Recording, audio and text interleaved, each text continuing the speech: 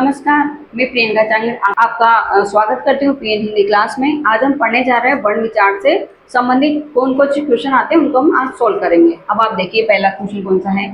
हिंदी वर्णमाला में वर्णों की संख्या कितनी है? अब वर्णों की संख्या कितनी है? 44। इसमें आपको आंसर दे रखा है 44। कुछ विद्वान 52 मानते हैं और कुछ 44 मानते हैं। अब आप देखिए इसमें ये दे रखा है। सेकंड है हिंदी वर्णमाला में वर्णों की संख्या कितनी। अब आप देखिए पहले में ये आया था ऑप्शन में, दूसरे में ये आया 52।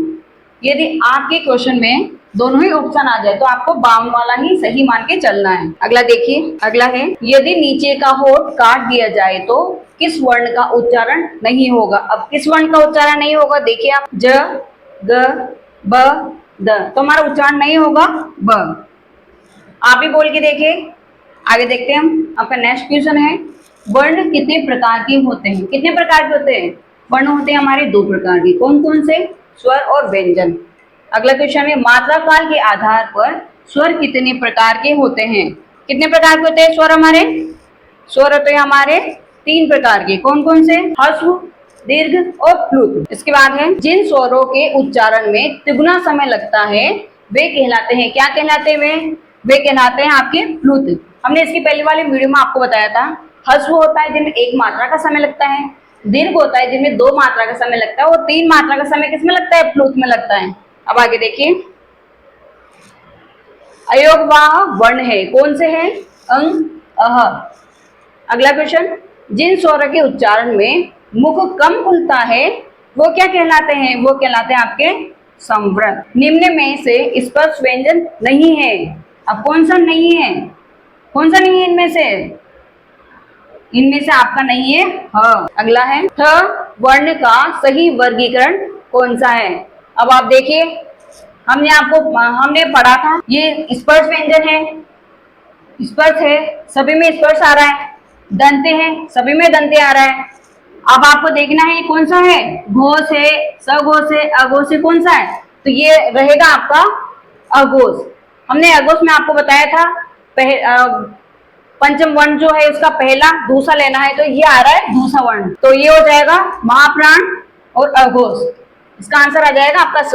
अगला है जिन व्यंजनों का उच्चारण किसी संघर्ष से उत्पन्न वायु से होता है वो क्या कहलाती है? वो कहलाती है आपकी ऊष्म व्यंजन। अब अगला है निम्न में से कंठ तालव्य वर्ण है। अब कौन सा है? ये है आपका ए। अगला क्वेश्चन निम्न में से असमूहित उच्चारण स्थान वाला वर्ण है। अब इसमें से आपका हो जाएगा इसका आंसर द, ह। उच्चारण के आधार पर ल वर्ण है। कौन सा है ल वर्ण? आपका ल वर्ण है 5वें। अगला है आपका य वर्ण का सही विश्लेषण है।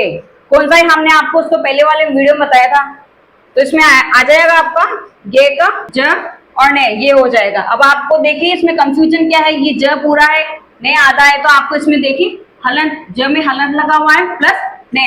अगला है श वर्ण का सही विश्लेषण है।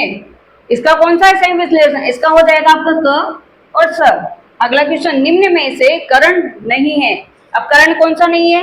करण हो जाएगा आपका कान। अगला क्वेश्चन है आपका निम्न में से शब्दकोश में सबसे अंत में आने वाला शब्द कौन सा है? अब हम इसको देखेंगे, आप भी देखिए किस तरह से आएगा इसका। पहला है कर्म, क्रम, क्षत्रिय, कृषि। अब देखिए आप इसका आंसर है आपका